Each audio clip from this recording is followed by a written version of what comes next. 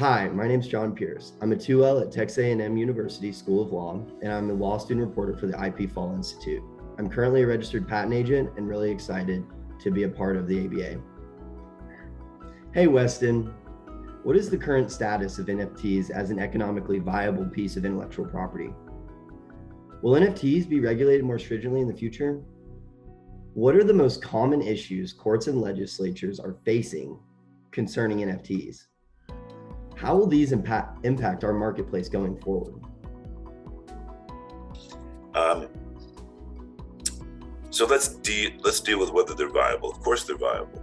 The question is how does one make them viable? How does one use an NFT to benefit the overall intellectual property program of a corporation or an artist or a studio or an individual?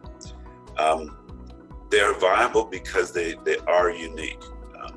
They have to be controlled in an environment that has a centralized banking function. They cannot, in my opinion, be put onto a decentralized Bitcoin type of blockchain environment.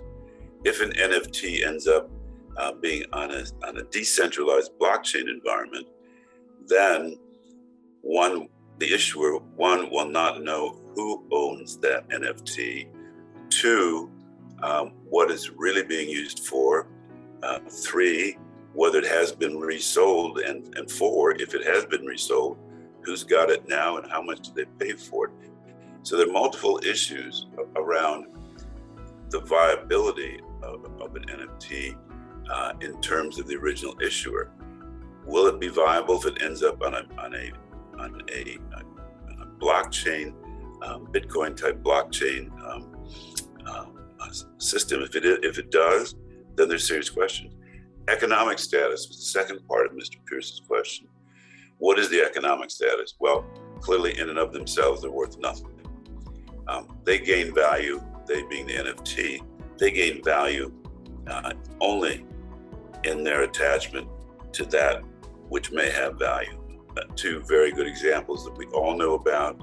One is the Top Shot program that the NBA has launched with some great success. The second is, of course, art. The $69 million sale of Peebles, our piece of artwork called 5,000 Days, I believe was the title. A third very good example, of course, is you can look into some of the multiverse environments, whether it's Roblox or whether it is Decentraland. You'll find Sotheby's doing a very nice business, selling in that metaverse, selling NFTs attached to digital art. So there are three very good examples of effective economic use of NFTs. The second part of Mr. Pierce's question is how are they being regulated? They, again, being NFTs, and what are the issues for the courts? Well, the issue is, are they being regulated? And in fact, to the maximum extent that we can discover, they're not. And what are the issues for the courts?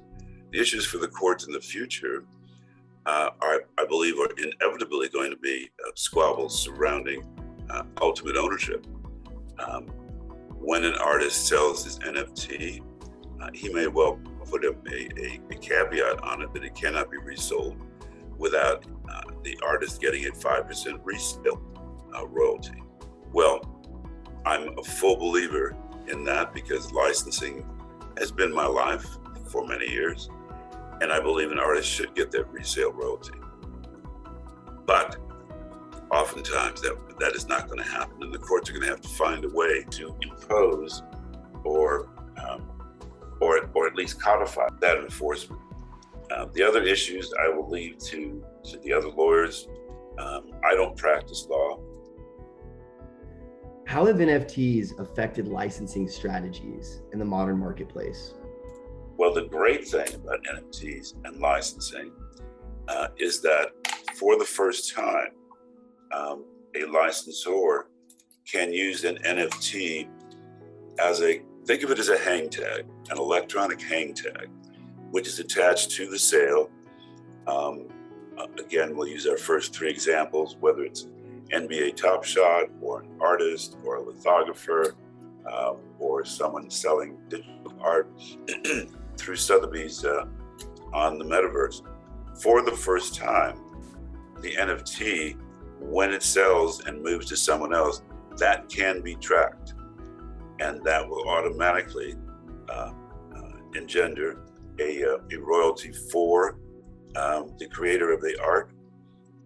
It will be it will answer the dream of all licensors, which is how do you get royalties from onward sales once you've granted the original license. So in terms of licensing, I believe NFTs are going to be a substantial part of the future. Hello, I'm Bernell Alexander. I'm a second-year law student at Atlanta's John Marshall Law School with an interest in intellectual property law. I have a biology undergraduate degree, and I plan on sitting for the patent bar exam in the coming year. I'm serving as the 2021 IP Fall Institute Law Student Reporter. Hey Weston, what are some ways that photographers and other artists of the sort can use NFTs and ensure that they receive proper royalties? And how could this be monetized by legal practice? NFTs will be, I think, enormously important as an electronic hang tag. And I keep using that phrase, and I think it's one, if you think about it, it's one that actually works rather well. Today, in the licensing world, I think many of you in this audience realize that high quality, high fashion, high price consumer goods, whether it's a Louis Vuitton handbag or a pair of Louboutin shoes, the hang tag attached to it is a tracking device. And an NFT attached to a piece of art of any type, whether it's photography, whether it's electronic art, whether it's Banksy, whomever.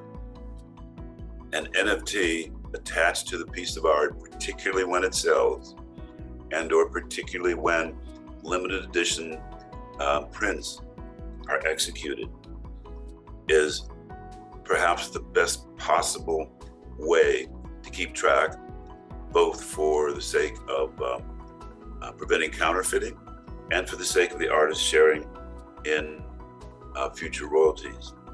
And to Mr. Alexander's question, he did ask, and how shall we monetize NFTs, ? Well, that is one way that we will monetize NFTs. Have IP royalty rates increased over the last 40 years? Do you see this trend continuing or not?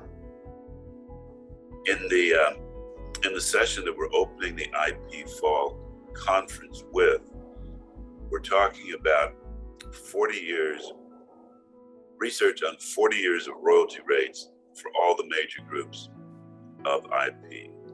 Our firm went back and tracked royalty rates for 40 years on patents, separately on trade secrets, on trademarks, and copyrights and software. And it was a lot of work to compile because no one had ever done it. Not all the information is kept in one single place. So if you're interested in royalties and what's been happening, you're going to find some very interesting results. So let me first talk about Mr. Pierce's question of our royalty rates continuing to increase. Well, that presupposes that they have been continually increasing, and that is not true for all cases. You'll see that the patent royalty rates have been declining. Software royalty rates, of course, declined substantially. Music copyright royalty rates are a game in and of themselves, and the changes there are deserving of an hour's webinar on their own. the short answer to the question, will royalty rates continue to increase, is that for some intellectual property, they will increase. For other intellectual property, like patents, I believe they will continue to decrease. And in the sidebar, I will tell you that part of that is intuitive, in that when we went to our new system of patent filings, and every application was open to anyone in the world to read, and when we have an average of a 3-year period before a patent is issued, essentially every patent application is being read by every competitor during that period. And even after that, an IPR can be filed. And so perhaps it's 4 years from the time you file a patent to the time you get an issuance, and you can practice with some security. That drives down patent royalty rates substantially, because the patent is really interesting. Everyone on this call knows that people are engineering their way around the pending patent in the 4 years between filing and patent issuance. So that's our view, and that's the factual view on royalty rates for patents. Trade secrets, on the other hand, which have become far more valuable, are rising. Those royalty rates are rising, and they will continue to do so as companies understand that it's the knowledge, it's not the patent, it's the knowledge that builds a business, and the ability to accurately and adequately protect your trade secrets is to our way of thinking at Consort. My firm's Consort. At Consort, to our way of thinking, trade secrets should be bundled with patents in order to offer licensees and partners a stronger, more vigorous, and robust package of technologies. Consumer trademark royalty rates, I think they still have some life in them. They've had a nice run over the last decade, creeping up an average of about 0.4 of a point each year, and they're not done yet. Those royalty rates will take different forms. Much of it will be direct to consumer, but when measured on the traditional percentage of royalty on wholesale, the rates will continue to creep up. There's much more to say on that topic, so do tune in for the first session of the fall conference. Since founding Consort in San Diego 20 years ago and being a first-hand witness to the exponential growth of the field of intellectual property, if you had to pick one area that is going to yield the most growth over the next 20 years, what would it be? To answer that question, I have to speculate. And my speculation is that it is not going to be NFTs, although they will play a role. But on the consumer side of the equation, and this includes social media, this includes trademarks, this includes copyrights, this includes entertainment, this includes all forms of interpersonal activities that use intellectual property. The greatest growth, I believe, is going to come in the multiverse. I'm certain of it. And as I might have mentioned, I'm also doing a bit of an article on the multiverse. And the multiverse is nothing but the virtual worlds that too many of us possibly, but certainly too many of our younger generation, our kids, our grandkids in my case, have been spending too much time on during the pandemic, but as a result, have built very interesting, creative worlds in which you can live 23 hours a day and in which you can do anything you want. I do think that it being the multiverse will drive the greatest growth in the use of trademarks, copyrights, trade secrets, even patents, over the next 20 years. What new routes have developed for IP monetization? What is essential to their implementation in effective modern day strategies?